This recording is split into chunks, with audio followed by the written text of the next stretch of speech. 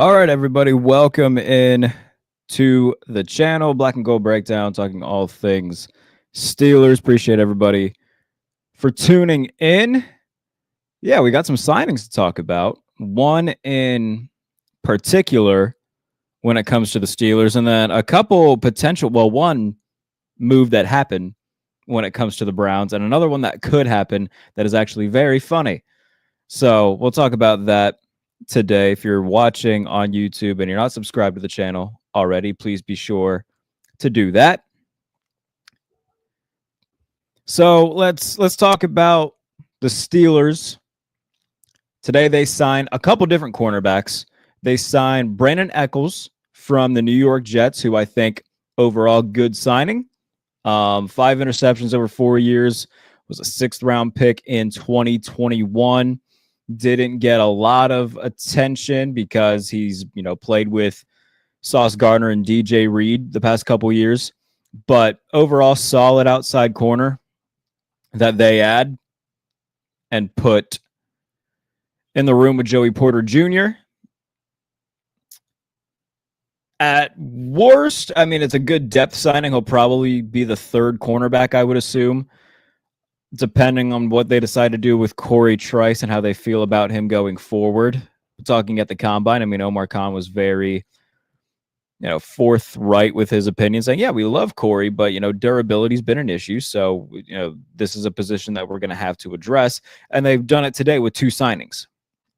The other one is former All-Pro Darius Slay, who obviously just won a Super Bowl with the Eagles, has been in Philadelphia for the past few years, spent the majority of his career with the Detroit Lions, and now signs a 1-year, $10 million deal with the Steelers. So he'll just cross over from one side of Pennsylvania to the other. And overall, I mean, those are 2 good signings. And now in Darius Slay, you get a guy who is a legit second corner to put on the outside. Played good ball last year, even though he transitioned more into their CB2 since Quinion Mitchell was drafted and he played really well. But the Steelers getting a legitimate number 2 corner opposite of Joey Porter Jr. They've done this for the past few years, though, where they bring in, look, again, Darius Slay played good football last year, but he's not going to be a long-term answer at the position. And they've done that for the past 4 years, where they just plug the hole at cornerback with some random veteran. Now, again, Slay's not a random veteran, still playing good ball, but plugging the hole with a veteran and just having to repeat the process the following season because they don't have a long-term answer there. And they've done it with the likes of Ahkello Witherspoon, Levi Wallace, Patrick Peterson, Dante Jackson last year. And, they keep having to replace the position because, A, those guys don't stick around long because they're at the back ends of their career. B, they just aren't good anymore because they're older. C, all of the above. And even so, this is only a 1-year deal with Darius Slay. So it's not as if he's going to be there for a long time. And I'm sure the Steelers hope that Corey Trice will mold into being that second corner. But as Omar Khan said, durability with him is a problem, and it's something that caused them to address the issue at corner. Now, again, they also signed Brandon Echols, so that's another guy who could potentially take the second job in 2026 when the time comes. But they've just put Band-Aids on the second cornerback for the last few years and then wonder why they always have to go out and get another cornerback every year. It's because they don't sign anybody that is there for the long term. And again, I've got all these notifications coming in about signings and whatnot. This is, free agency, quote unquote, officially began around 4 o'clock Eastern today. And so a bunch of these signings are becoming official, or other guys who hadn't signed deals originally are signing them now. Oh, again, Darius Slay, good signing. And I'm sure the Steelers hope that Brandon Echols, the other cornerback who they also signed, can end up developing into their second cornerback opposite of Joey Porter Jr. in a year's time. We'll see if that comes to fruition. Now, the other news of today, over the last couple of days, really, but the Cleveland Browns trading for Kenny Pickett, which, is funny in its own right, because, all right, well, Kenny's back in the AFC North. I wonder if the Steelers will play him at all. And then Adam Schefter reveals today that Russell Wilson will be visiting the Browns with the potential of signing there. And how funny would it be for 2 consecutive years for Kenny Pickett to go into a season thinking that he might be able to battle for a starting job, only for Russell Wilson to be brought in favor and take the job from him? I think that that's just kind of silly. Now, Steelers fans everywhere would love nothing more than for Kenny Pickett to be the Browns starter this coming season. That would be tremendous. Would be tremendous stuff. But it would also be quite hilarious if Russell Wilson goes somewhere where Kenny Pickett is again, and just, alas, not old friend, that starting job will be mine. Now, in terms of what the Steelers are going to do at their quarterback position, it seems like it's Aaron Rodgers or bust at this point. And I've said for the last couple weeks, it's not going to be Russ. And that's been made pretty evident over the last number of days. Because if they truly wanted Russ, as soon as Justin Fields went to the Jets, they would have signed Russ.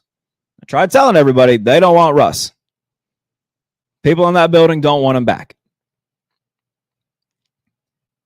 And now he's taking visits with the Browns, and the Giants were the team that everybody had been talking about. The Browns kind of came out of left field. But I told you, they don't want Russ. And I think that's been made incredibly evident today with the fact that he's visiting the Browns, and the Giants and the Steelers are still waiting things out with Aaron Rodgers. We talked yesterday about potential options for maybe a surprise trade if Aaron Rodgers doesn't end up being the guy.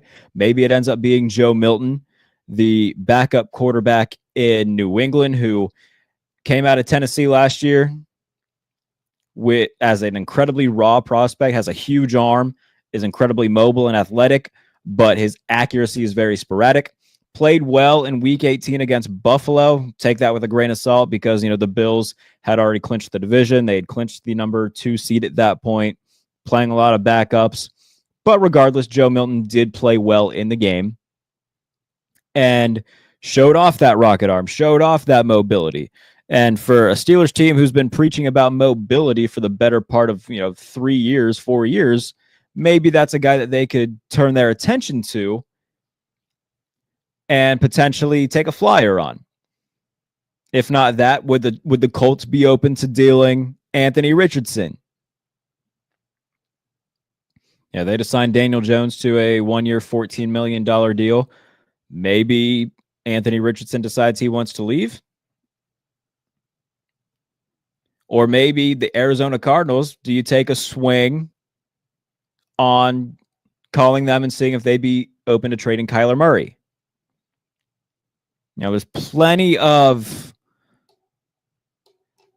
potential names, but again, it's also very possible and likely that the Cardinals would say, no, we're not interested in trading Kyler. It's also pretty likely that the Colts are going to say, no, we're not interested in trading Anthony Richardson. Now, Jordan Schultz did report that the Patriots are interested in trading Joe Milton. They just signed Josh Dobbs to be their backup, gave him a 2-year deal worth $8 million. for that kind of money, he's going to be the primary backup. And so if you can get a day 3 pick for Joe Milton, then yeah, I think that that's something that the Patriots would be open to, especially Drake May's their guy. He proved that last year. So I think that those are all names that Pittsburgh could explore. I think those are names they should explore at the very least. Joe Milton being the one where I would kind of circle and be like, yeah, what the hell? Why not? Like, I'll sound crazy saying this, but like, if I was given the option of having Aaron Rodgers or Joe Milton, I would take Joe Milton. Like, I'm fine with Aaron Rodgers being the quarterback. I fully expect him to be the quarterback, but there's also something to be said for having a little bit of trying something new, going with the younger guy. Joe Milton's only 25, was a little bit older for a rookie last year. And I would rather them try something with a younger guy rather than running things with a 41, 42-year-old. So those are all things to keep in mind. A lot of comments here. We'll get to them starting now. Chad says, Kenny should request a trade and Pittsburgh should bring him back. 0% chance. Absolutely not. There's like, there is a 0% chance that they would do that. Like, that's not going to happen. But if there's one person I would rather have Russell Wilson over, it's Kenny Pickett, because he stinks. Jamin says, can you imagine if Russ goes to the Browns and takes KP's job twice? He must hate Russ. Yeah, I mean, that's the humorous part of this. It's just like, it's just a funny thing to think about. Chad also says, please no Cousins either. I wouldn't hate Kirk. I just don't think that that's going to happen. There's been no murmurs of that whatsoever. So I just don't think it's going to happen. If it did happen, I could live with it. Possibly Mason Rudolph and a rookie, Quinn Ewers or Milrow reaching if they don't get Rodgers. I said it yesterday, and I'm going to say it again. I like Mason Rudolph, and I'll always be grateful to him because of him, we didn't have to sit through another year of Kenny Pickett. Stop trying to make him the 2025 starter. Like, Browns fans were trying to make Joe Flacco their 2025 starter, and a lot of like level-headed Browns fans are like, yeah, that's stupid. Don't do that. Allow me to be the voice of reason on this end of things. Stop trying to make Mason Rudolph happen for the Steelers. I like Mason. Very grateful for him playing the 3 best games of his life and making the Steelers move on from Kenny Pickett. He's not a starting quarterback in the NFL. So, no. Do you think Shador or Dart falls? They shouldn't take Jackson Dart in the first round. I'm not on the Jackson Dart train. If you want to take him in the 3rd round, go for it. Taking him at 21 just feels dumb. He has a big arm, and that's great. But all the other things that come with being a quarterback, I have questions about. In terms of Shador, no, I don't think he's getting out of the top 10. Richard says, Kyler is way too short and a limited player. People have talked about Kyler being short. Like, he's a good starting quarterback. I don't care that he's short. I say talk to the Patriots for a Joe Milton trade. I agree. I hope that they would do that. I agree. Go with someone younger than 30. That would be the dream. That would be the dream. I would prefer them to find somebody on the younger end if they can. And if it can be Joe Milton, then like I said, I'm completely on board.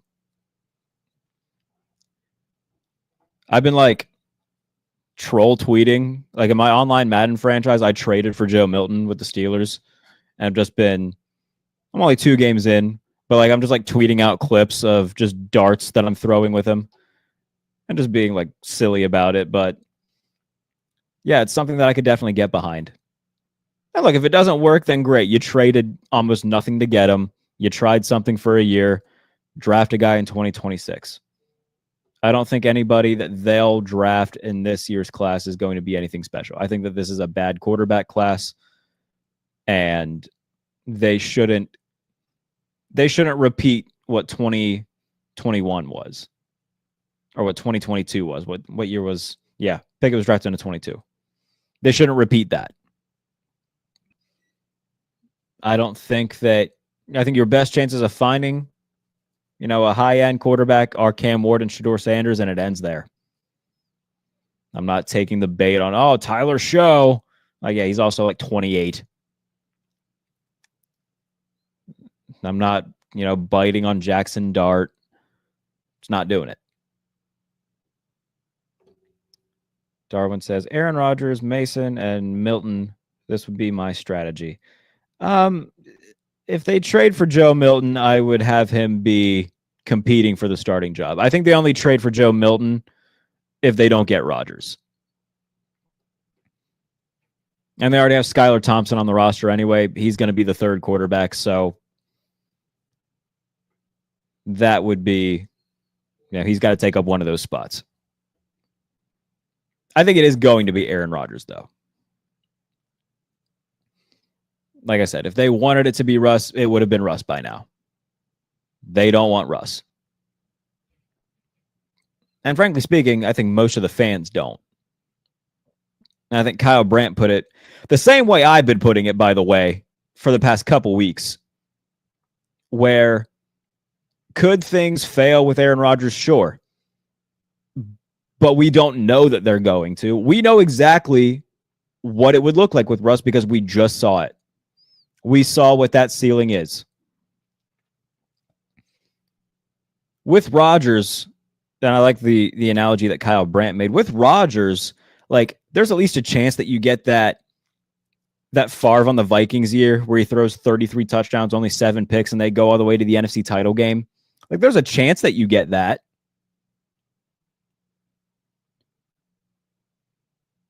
Am I expecting that? Not necessarily. But there is a chance that you get it. And that's the thing. I would much rather them take a chance on something that they haven't done yet. And you can talk me into there potentially being a surprise with Rodgers. You can't talk me into Russ. Because I just saw what that looks like. And I made this analogy yesterday talking about this. Running things back with Russell Wilson would be like going to see a movie, thinking it sucked, and then going back to watch that same movie, even though you thought it sucked. Just doesn't make any sense.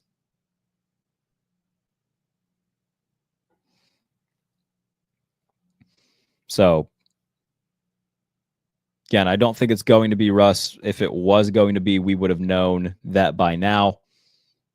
As soon as Justin Fields signed with the Jets, Russell Wilson would have been a Steeler. But they don't want him. They're waiting out Aaron Rodgers.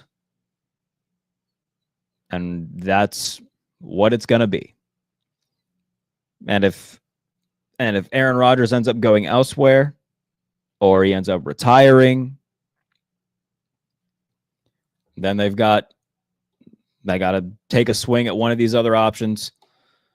I think Joe Milton's probably your best option at that point to at least take a swing on a guy with really good traits, a really good arm, athletic upside, rather than, doing something with Mason Rudolph. I don't think that makes a lot of sense. So hopefully we'll know soon. Because, we expected to know when the legal tampering period started. Then that entire day went by, nothing. Yesterday went by, nothing. Now we're just all sitting on eggshells waiting for Aaron Rodgers.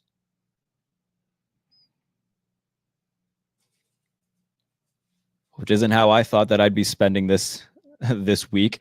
I was hoping to be celebrating the fact that it's Justin Fields, but obviously that didn't happen. But we can celebrate that Darius Slay is a Steeler. I think that that's a good signing. I know I just went on a quarterback tangent there, but reading the comments and whatnot, I think that Slay's a good signing, played good ball last year. 34 years old. I know that might scare some people away. And to me, I think that it's just a little bit repetitive of the things that they've done in recent years where it kind of annoys me. But Slay can at least still play. You also bring in Brandon Echols from the Jets, a guy who can maybe take over as the second starting cornerback after 2025, assuming that this is going to be Darius Slay's last year. So at least they made the additional move of bringing in Eccles as somebody who can potentially take over the job. Still have Corey Trice there as well. Now you need to go get a nickel. I like Beanie Bishop. I don't think that he's going to be your starting nickel and you're going to feel comfortable about it. I know he had a bunch of interceptions last year and whatnot, but he also had a lot of bad tape, a lot of games where he just looked lost. And look, he's an undrafted rookie. Obviously, like those things were going to happen. Still think he should absolutely be on the team, but I think that they should bring in somebody else to help, that growing process and not have him, take a trial by fire once again in 2025. Now, look, maybe they bring in somebody and Beanie Bishop just flat out beats him out for the job, which would be great. But again, undrafted guy who they, I think, got a lot more out of than what they thought they were going to get.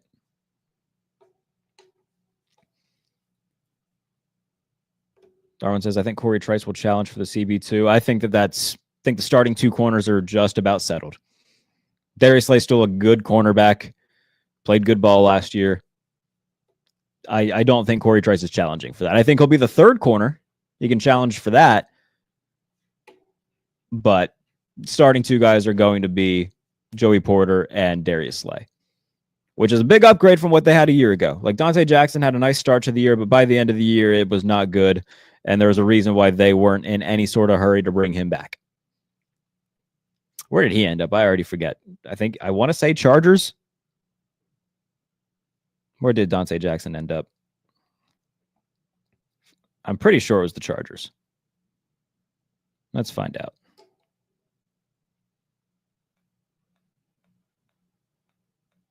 Everybody in the chat saying Chargers, I see. So I think I was right. I think also you spelled the wrong Dante. I used an A instead of an O. Yes, the Chargers. So him and Najee both go to the Chargers. How about that? Which, by the way, we can talk about that too real quick. I know a lot of people were upset to see Najee Harris go. Hope he does well. I was not shocked, nor was I upset. I know a lot of the raw numbers. Oh man, 4 straight 1,000-yard seasons. It's averaging like 58 yards a game to do that. I don't think 1,000 yards is impressive anymore. It's a 17-game season. If you get 60 yards a game, you'll get over 1,000 yards.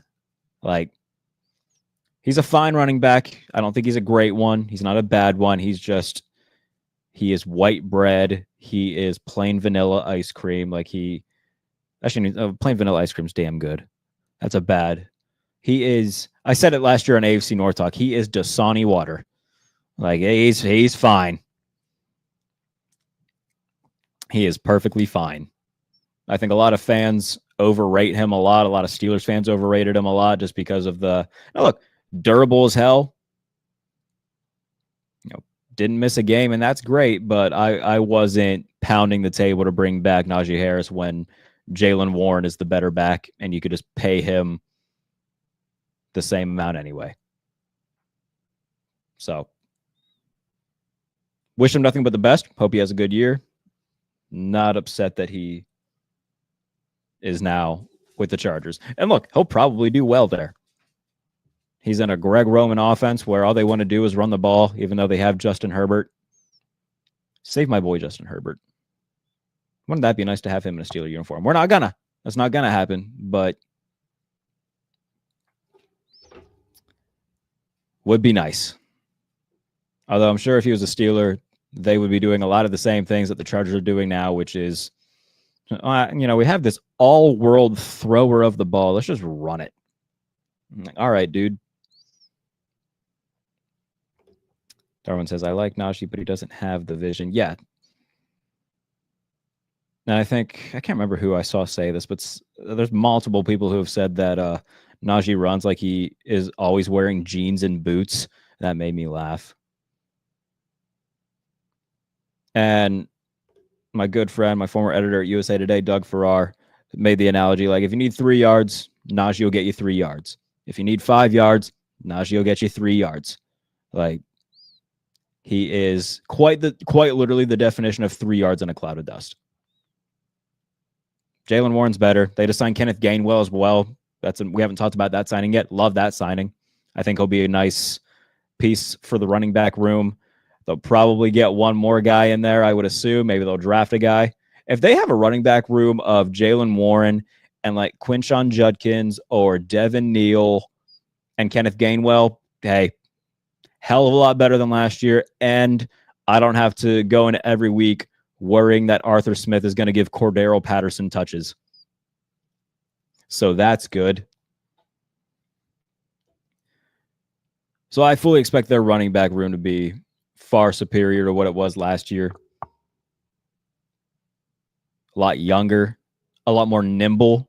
Like Kenneth Gainwell, athletic as hell, shifty, quick, on the smaller side, but so is Jaylen Warren. He's still, these are lightning rods rather than, the thunder of Najee Harris. You need explosiveness in the run game. And it looks like they're going to try to transition more into that rather than just running into people for 2 yards for 3 hours, which is great. Some draft conversation happening in the chat on what they'll do in the draft. I would say defensive line probably first. And like they've signed 2 corners, so I wouldn't expect one in the first 3 with the first 2 picks. They don't have a second round pick anymore because of the DK Metcalf trade. They do have a lot of comp picks coming in. I think they're scheduled to have 4 of them. Now they're going to sign more players, so that number will go down. But a good number of comp picks. So, and Justin Fields, I believe, gives them a third. So a 3rd round comp pick. I don't know if that's in this year's draft or it'd be in next year's draft. So forgive me for that. But regardless, first 2 picks I would assume would be defensive line and then maybe running back in the 3rd round. Yeah, no, I see a lot of people saying, yes, those are for 2026. My apologies on that. So I think they'll go defensive line in the 1st round, running back in the 3rd round. Probably take another receiver at some point. They have a bunch of day 3 picks. I assume they'll use one of those on a receiver. They might draft another corner just to round out the room. Now that Cooper Kupp's available, maybe they make a run at him. I think that would be a really smart move. You don't got to trade for him, so you can sign him to a new deal where it's not going to be a massive number against the cap. It's going to be, I think he's 32 now. If he's not 32, he's about to be.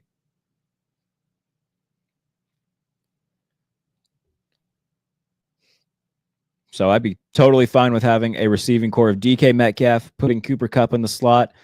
And like I've said, the past few days since they traded for DK Metcalf, I would be very shocked if George Pickens is on the roster. That's just way too much of a headache to deal with both of those guys. And probably Aaron Rodgers. Like, it's too much to deal with, man.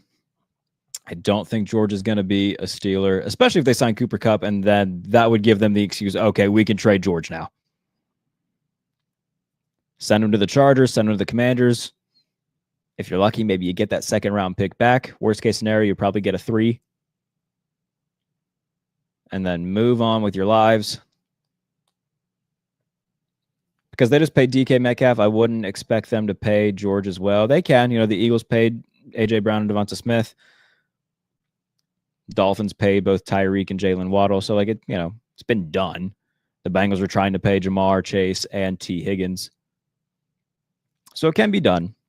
I just think with those 2 personalities, I just don't see it working. They also do a lot of the same thing.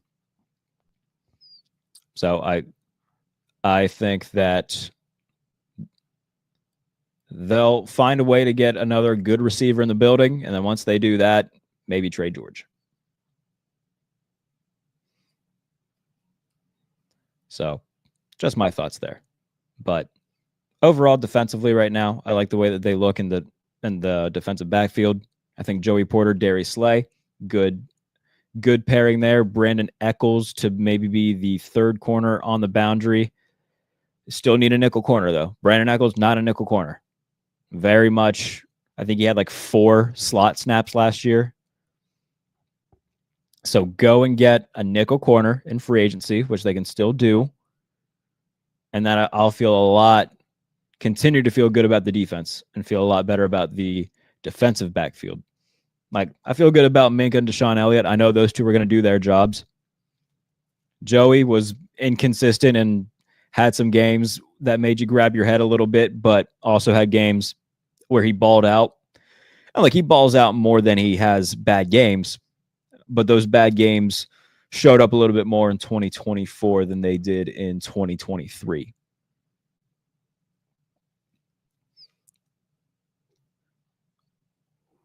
So I feel good about the additions that they've made. Malik Harrison, I don't get that addition at all. I don't think Malik Harrison's good. Trying to figure out where they're going to fit him in. But I don't think Malik Harrison's good.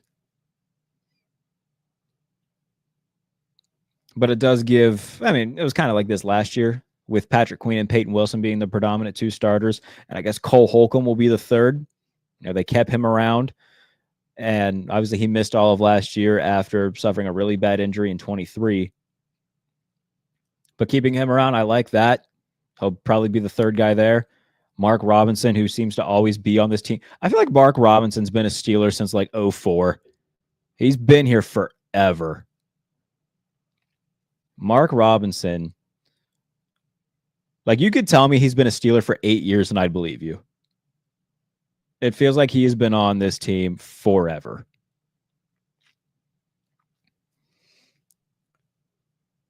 So I like what the defense is turning into.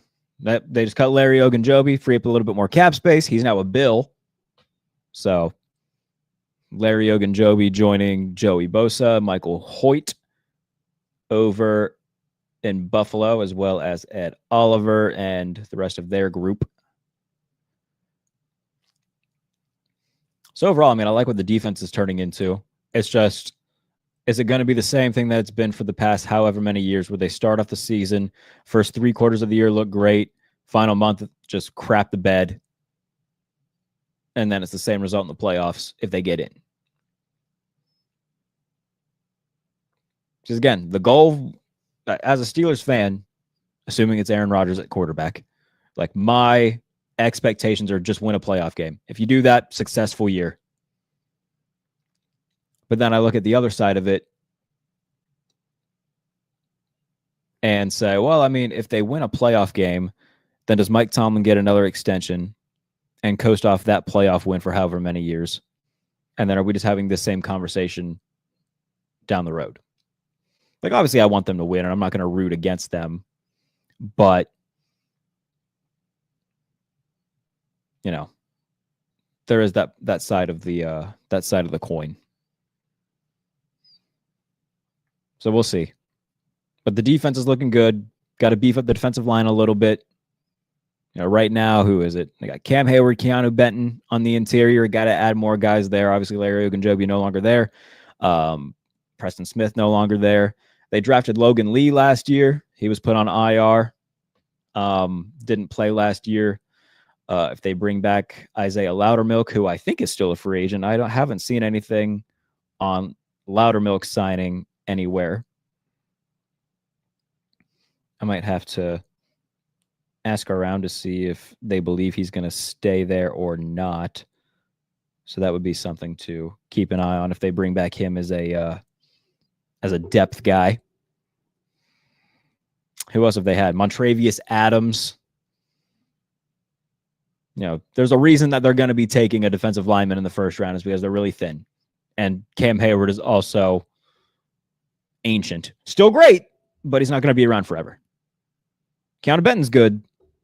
And eventually I think he's going to take over that role that Cam currently has, but they need other guys in that room to prepare for when Hayward is no longer there, but also get more production out of right now. So we'll see what comes of it. I'm looking forward to the draft, which is about a month and a half away. April 26th, I think, is when it begins. It's the last Thursday in April. It's like the Thanksgiving of the NFL calendar. Let's look at it. Was I right? April 24th. Sorry. April 24th through that Saturday. So 24th through the 26th. Somebody put in the chat DeMarvin Leal. I forget DeMarvin Leal's on the team. He was what, a third or fourth round pick, and like respectfully speaking, has not done much.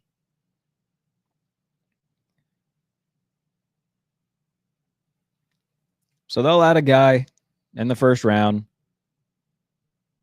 Maybe Derek Harmon, maybe Kenneth Grant. But they'll have their pick of guys to be added.